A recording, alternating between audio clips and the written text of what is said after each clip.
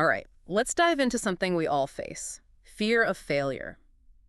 We've got some really interesting excerpts for this deep dive. We want to make sure you really understand, what this fear is all about, why it even happens, and most importantly, what we can actually do about it. Yeah, it's not as simple as, like, not liking to lose, is it? It's a much deeper thing, kind of a pattern that can mess with our emotions, our behavior, even our physical health. Physical health, what do you mean by that? Well, the research shows that fear of failure can actually lead to physical things like headaches, muscle tension, even problems sleeping, all because we're afraid of not being good enough. That's kind of crazy. I always thought it was all in your head. But speaking of what's in our heads, the sources also talk about negative self-talk. Oh, absolutely. That inner voice, that little critic we all have, it can really drag us down.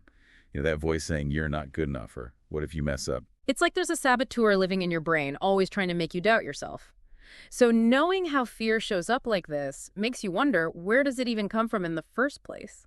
Well, the sources point to three main areas: our personal experiences, societal pressures, and then there's these tricky things called cognitive and emotional patterns. Okay, let's break those down one by one. Starting with personal experiences, the sources mention childhood stuff, but can you give us a specific example? Sure.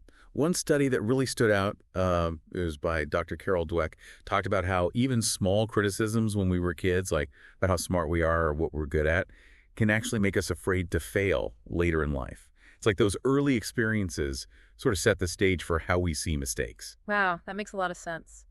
And what about those societal pressures? It seems like social media gets a lot of the blame these days. Yeah, it's a bit of a double-edged sword, isn't it? I mean, you see all these amazing success stories, but then it's so easy to start comparing yourself and feeling like you don't measure up. All these perfect, curated lives online, it's kind of a recipe for feeling inadequate. It's true. You scroll through social media and everyone seems to be living these picture-perfect lives, and you're the only one struggling. Right, and that constant stream of highlight reels can really distort how we see what's normal. It's important to remember that everyone faces challenges, even if they don't post about them online. Okay, so we've got baggage from childhood, pressure from social media. What about those cognitive and emotional factors you mentioned? Now that's where things get really interesting. This is where the sources dig into something called cognitive distortions. Basically, it's how our brains can play tricks on us, making failure seem way worse than it actually is. Could you give us an example of a cognitive distortion? What does that look like? Sure. One really common one is black and white thinking. That's when we see things as either a total success or a complete failure, no in between. Oh, I do that all the time. If something isn't perfect, I automatically see it as a failure. That's classic black and white thinking. And it can really hold us back because it stops us from seeing the nuances, the learning opportunities in our experiences. Okay, so we've got personal stuff from childhood, pressure from society, and then our own brains tricking us. It's a lot to deal with. It can feel overwhelming, yeah. But the good news is there are things we can do about it. There are solutions. And that's what we'll get into next. But first, I'm curious, what surprised you most about what we've talked about so far? It is a lot, isn't it? All those things working against us. But you mentioned solutions, and I'm definitely ready to hear about those. I want to know what we can do about all this. Right. It's not about getting rid of fear completely. That's probably impossible. Nah. But it's about, changing how we see it, how we deal with it. And there's some great stuff in the research about that. So where do we even start? How do we change how we see failure? Well, one powerful idea is this: reframing failure. So instead of seeing it as like the end of the line, what if we saw it as just like a comma, a pause, a chance to learn something before we keep going? Oh, I like that. It's not a dead end. It's just a bend in the road. Yeah, exactly. Yeah. Another big thing is to really recognize the effort we put in, not just the outcome. Have you ever felt super bummed out, even though you worked really hard on something, even if it didn't turn out how you wanted? Oh, all the time. I remember one project, I put in so many hours, late nights, weekends, the whole thing, and then it just flopped. It was so discouraging, even though I knew I had given it my all. And that's where self-compassion comes in. You got to treat yourself with kindness, like you would a friend who's going through a tough time, So instead of beating myself up for not getting the results, I should be focusing on all the work I put in. Exactly. Give yourself credit for the effort, acknowledge what you learned, and then use that knowledge to move forward. That's what builds resilience. Resilience. That seems to be a key idea here. It's not about avoiding failure, but about getting better at bouncing back when it You happens. got it. And there are actual exercises for this, for building resilience. Yeah. One that jumped out at me, it's a mindfulness thing. We call it the mental reframe. Basically, you catch yourself when you're having those what if I fail thoughts, and you kind of force yourself to think about it more positively. Like, what can you do? What solutions are there? Huh. That's interesting. Definitely gonna have to try that one. Okay, so we're reframing failure, being kind to ourselves, and building up our resilience. What else can people actually do? What other practical steps are there? One thing that really resonated with me is the idea of facing our fears, but like gradually. It's kind of like working out a muscle. The more we do it, the stronger we get. So start small, baby steps. Exactly. Let's say you've always wanted to learn a new language, Uh, but you're too scared to make mistakes. right. Well, instead of jumping into a full-on conversation, maybe just start by learning a few basic phrases each day. Small, manageable steps. That makes sense. And speaking of manageable steps, how about those cognitive distortions? How do we stop our brains from playing those negative tricks on us? Well, the first thing is just to notice them. Be aware of those automatic negative thoughts when they pop up. And then ask yourself, is this even true? Is this thought actually helpful?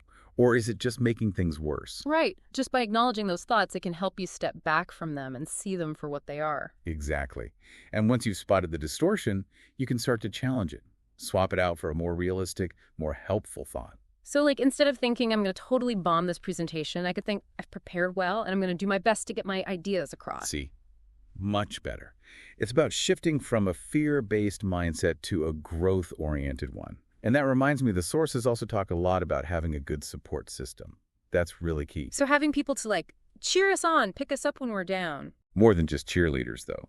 They specifically talk about the importance of mentors. People who've been there, face their own failures and can share what they learned from it. Like having an experienced guide when you're going into unfamiliar territory. Perfect analogy. They can encourage you, share their own stories of overcoming challenges, and remind you that you're not alone in this. I bet a lot of people listening already have mentors without even realizing it.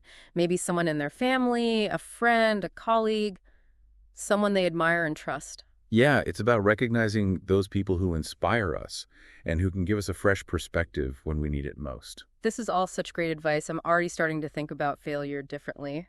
But before we wrap up, there's one more thing I'm curious about. The sources mentioned something called a growth mindset. Can you tell us more about that? Okay, a growth mindset. What is that exactly? Oh, it's a really cool idea, and it kind of ties everything together, Basically, it's this belief that you can get better at things, that your abilities and smarts aren't set in stone. They can grow and develop with effort and practice. It's the opposite of what they call a fixed mindset, where people think they're just born with certain talents and that's it. So instead of thinking, ugh, I'm just bad at math, someone with this growth mindset would be like, okay, I can get better at math if I work at it. Exactly. And the sources really highlight how important this is for dealing with, the fear of failure. Because if you believe you can improve, then setbacks become less about I suck and more about, okay, what can I learn from this? Right. It's not a judgment on you as a person. It's just part of the process. Yeah. And the research actually shows that people with this kind of mindset, they're more likely to take on challenges, keep going when things get tough, and actually end up achieving more. They see effort as the key to mastering something, not as a sign of weakness. It's like that saying, the only way to do great work is to love what you do. And I think when you have a growth mindset, you're way more likely to be curious about challenges, excited even, instead of being afraid of them. Totally. And another really important part of this mindset is valuing feedback. Mm-hmm. It's normal to get defensive when someone criticizes us, but people with a growth mindset, they actually see feedback as a way to get better. Yeah, it's like having another perspective, helping you see things you might have missed. Exactly. And get this, the sources even suggest that we should actively seek out feedback. It shows you're committed to always learning and improving. So instead of running from criticism, we should welcome it, see it as a chance to learn and grow. That's the idea. And that actually leads us to the last piece of the puzzle, the commitment to always keep learning, lifelong learning. When we believe that learning never really ends, it opens up so many possibilities. Yeah, it's like having this endless curiosity, always wanting to learn new things, expand your knowledge. That actually sounds kind of exciting. It is. Mm-hmm. And think about it, when you have that attitude, the fear of failure kind of loses its power over you. You're not defined by your mistakes. You're defined by your willingness to learn and grow and adapt. This has been such a great deep dive. I feel like I have a totally different view of fear of failure now. And honestly, I'm feeling kind of excited about all the possibilities when you embrace this growth mindset. Me too. Yeah. And the sources actually leave us with this really interesting question to think about. They ask, what would we be capable of if we weren't so afraid of not being perfect? Wow. Yeah. That's a really powerful thought, and I think it sums up what we've been talking about today. Fear of failure is a normal thing, but it doesn't have to rule our lives. If we understand where it comes from, learn some ways to deal with it, and really cultivate that growth mindset, we can actually use fear as fuel. We can turn it into something that helps us grow and reach our full potential. Yeah, well said. Thanks so much for joining us on this deep dive, everyone. We hope you learned some new things and that you're feeling inspired to really take on challenges, welcome feedback, and never stop learning. And until next time, keep on diving deep.